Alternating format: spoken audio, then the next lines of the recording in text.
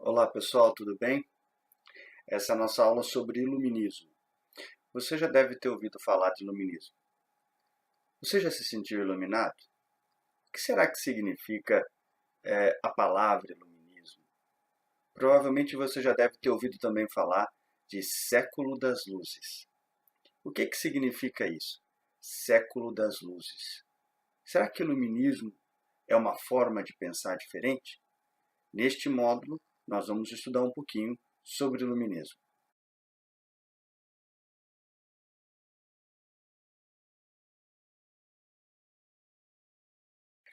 Vamos conhecer agora alguns filósofos. O primeiro filósofo que nós vamos estudar é Montesquieu. A principal obra de Montesquieu é O Espírito das Leis. Uma pequena citação, logo no livro terceiro do Espírito das Leis, fala sobre a democracia e diz o seguinte: para que o governo monárquico ou despótico se mantenha ou se sustente, não é necessário muita probidade. A força da lei no primeiro, o braço do príncipe sempre levantado no segundo, tudo regulamenta ou contém.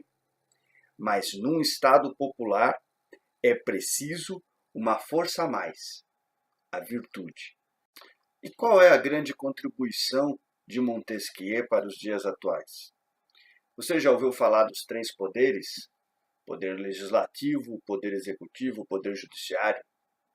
Você já pensou sobre os poderes do Estado, sobre as funções do Estado, sobre os tipos de Estado e de governo?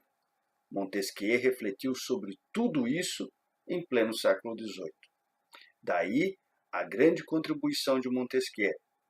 Os Estados, a concepção de representação nacional, a ideia de poderes e a separação dos poderes para o equilíbrio do Estado são todas ideias que vêm das obras de Montesquieu, principalmente do Espírito das Leis. Daí a importância de conhecermos um filósofo desse porte.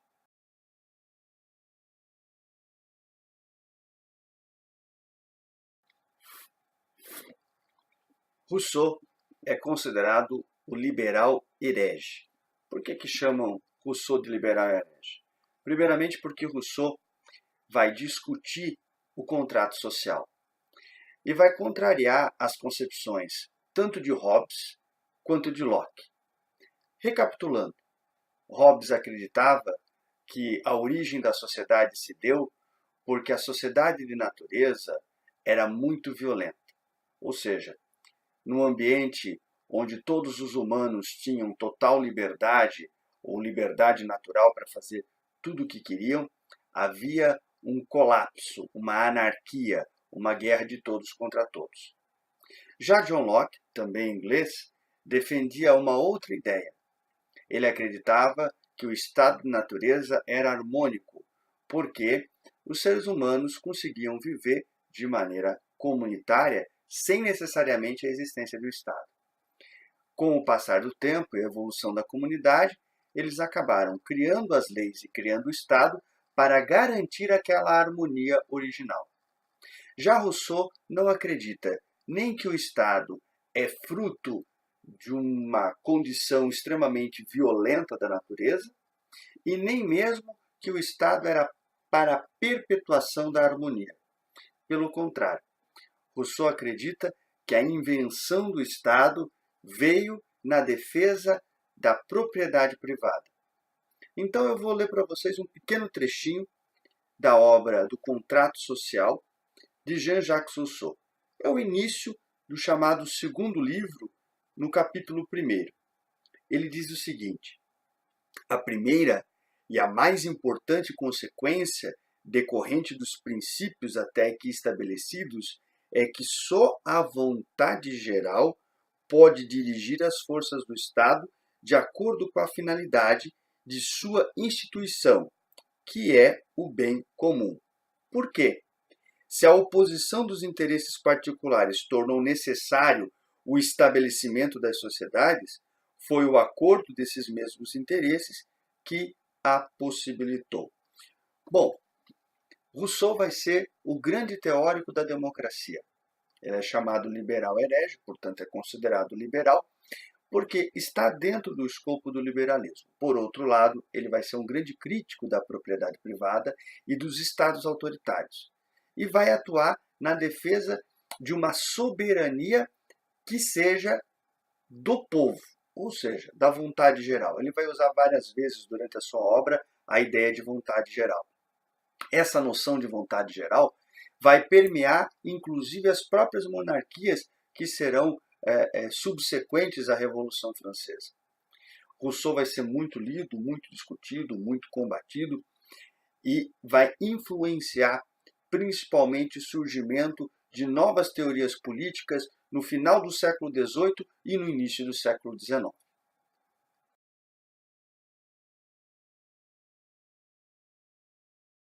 Kant talvez seja o mais completo e o mais complexo filósofo que nós vamos estudar. O pensamento kantiano precisa de alguma atenção. Kant falou sobre praticamente todos os campos da filosofia. Kant vai falar sobre a epistemologia e vai discutir muito o conceito de razão. E aí vem uma primeira ideia. Para Kant, toda a ideia de razão ou toda a discussão sobre razão será sempre uma questão de universalidade. Para ele, a razão é o grande elemento, é a grande discussão de todo o período moderno da filosofia. Kant vem de uma tradição alemã, vem de Leibniz, mas também vem de uma tradição protestante, ou seja, de uma filosofia que está entrando dentro do processo de secularização. E aí você percebe, dentro do pensamento kantiano, esse elemento muito forte, uma valorização muito grande da questão da secularização.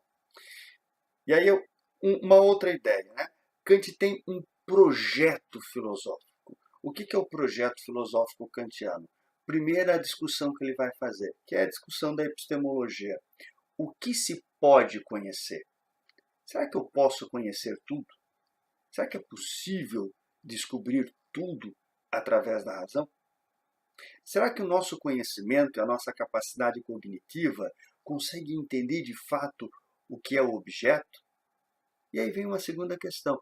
Será que o objeto contém a verdade ou a verdade está no sujeito? O segundo ponto. O que devo fazer?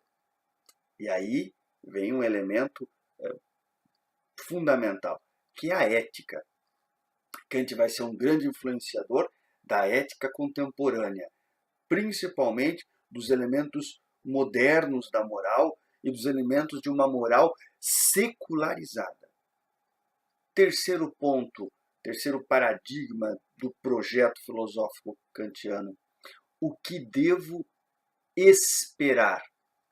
E aí vem a teologia de Kant, ou seja, a ideia de esperança, de fé, que também é discutida no pensamento kantiano. E por último, o que é o homem? Ou seja, todo filósofo que se preze vai discutir, obviamente, sobre a humanidade, sobre o que é o homem. E ele encerra. A antropologia kantiana é praticamente a união de todos esses elementos. Kant vai escrever muitas obras, vai ter muitas obras de Kant. Vou citar algumas, né? Crítica da razão pura, crítica da razão prática, fundamentos da metafísica do costume, metafísica do costume, e um pequeno opúsculo que originalmente foi publicado num jornal, onde ele responde à pergunta: o que é esclarecimento? E aí vem o grande elemento da nossa aula de hoje, que é iluminismo. O que é esclarecer? O que é tornar claro? Aufklärung.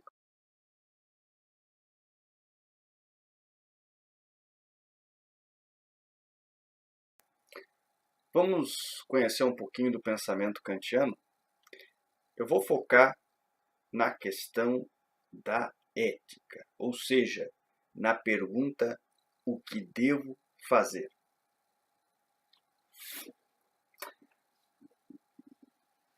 A obra que eu vou citar para vocês é a Fundamentação da Metafísica dos Costumes. E eu vou ler um trecho que está logo no início da obra, que vai falar sobre a caridade.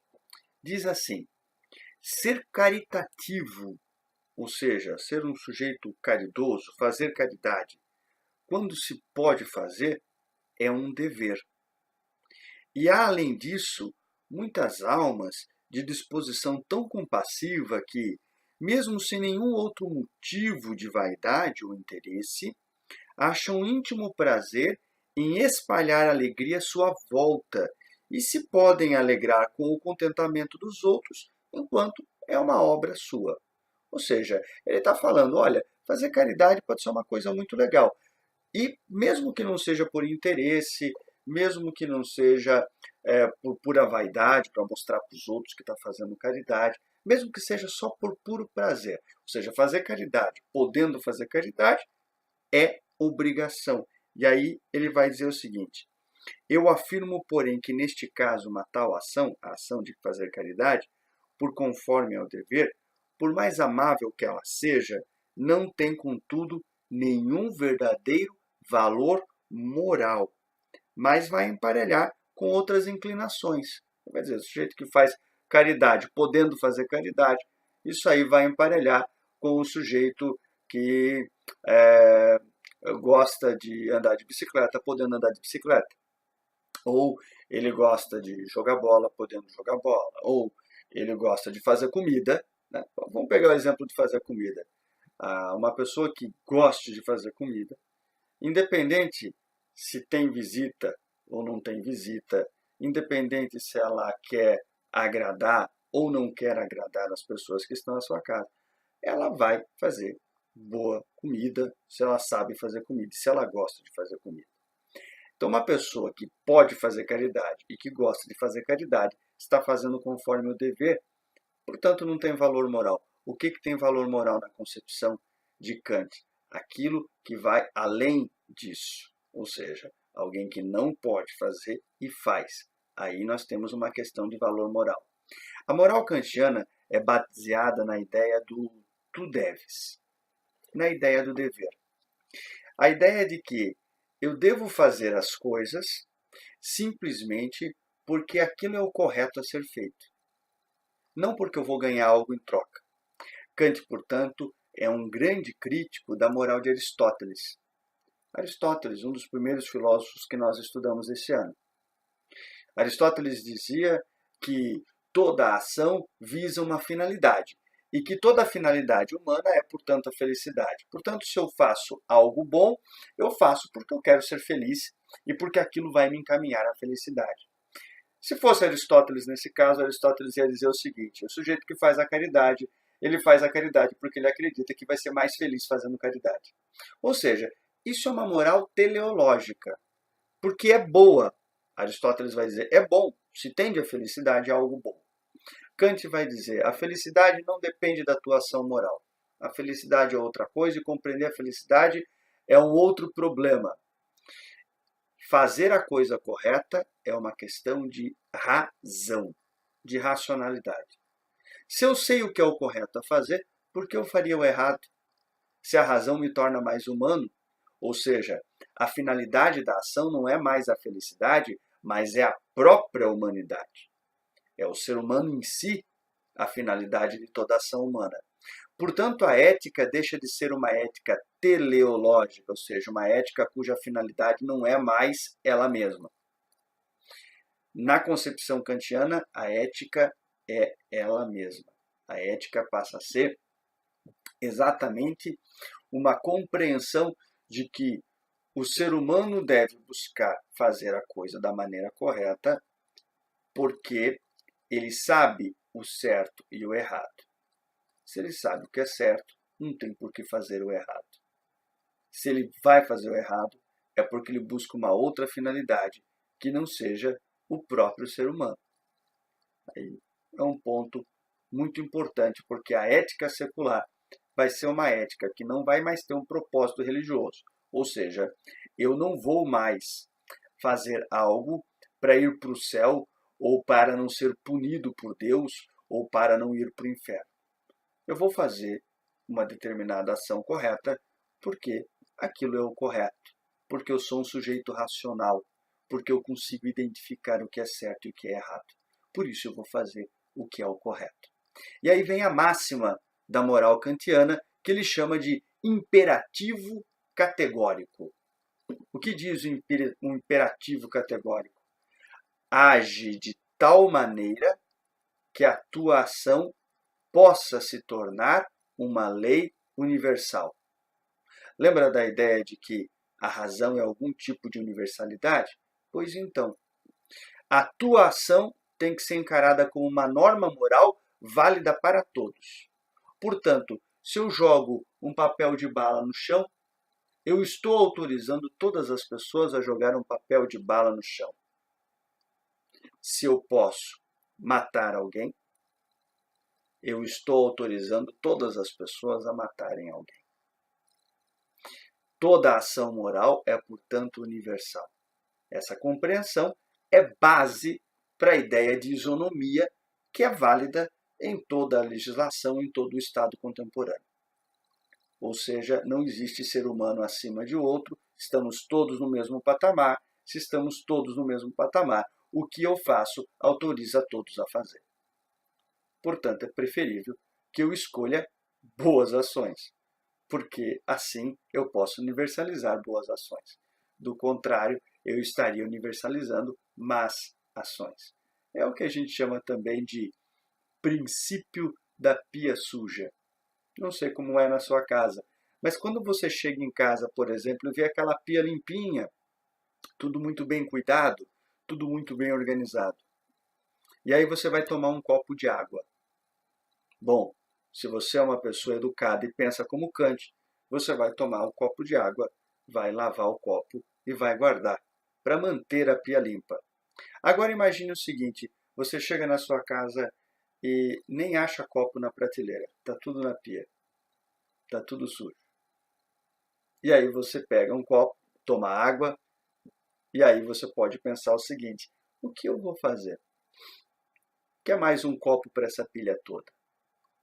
E aí nós nos nivelamos por baixo, que é a tendência de repetir os maus costumes. Então, Kant retoma a ideia de uma moral socialmente aplicada. Uma moral que não é simplesmente um consenso, porque ela vem da racionalidade, da razão, e ela vem de uma ideia de universalidade. Quando é que eu sei se uma ação é boa ou má? É quando eu posso universalizá-la.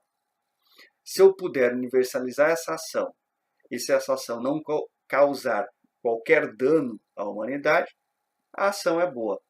Agora, se esta ação que eu estou cometendo for universalizada e se tornar um mal para a humanidade, inclusive para mim mesmo, essa ação é má. Essa é a moral kantiana. Existem muitos outros filósofos que são considerados iluministas, ou seja, que pertencem a esse período chamado de século das luzes. É importante ressaltar que o iluminismo não é uma doutrina filosófica ou que o iluminismo não é uma corrente filosófica. O que é o iluminismo? É um período em que vários pensadores, de maneira livre, livres pensadores, sem vínculos catedráticos diretos, sem pertencer a uma corrente específica, resolveram expor as suas ideias, resolveram refletir sobre a sociedade. O projeto iluminista, ou seja, de uma pluralidade muito grande de pensar, vai ganhar muita ênfase nos séculos seguintes, principalmente no século XIX, e vai refletir até os dias de hoje, até o século XX e XXI. Agora, é muito importante que a gente entenda, a razão iluminista vai dar origem à chamada razão técnica e a razão crítica, que também surgiu do iluminismo, vai sofrer uma verdadeira atrofia a partir do século XIX. Então, a técnica vai dominar, e a técnica significa a eficiência, a técnica significa a evolução tecnológica, porém, sem a crítica, ela pode ser extremamente nociva para a humanidade, como a gente viu, por exemplo, no caso das duas grandes guerras mundiais, e como a gente vê nos dias de hoje. Um mundo com tanta técnica, com tanta tecnologia, mas, ao mesmo tempo, um mundo que não dá conta de refletir sobre si. Para isso, nós vamos falar sobre a consciência na nossa próxima aula com o filósofo Hegel. Até lá, pessoal. Um bom trabalho para todos vocês.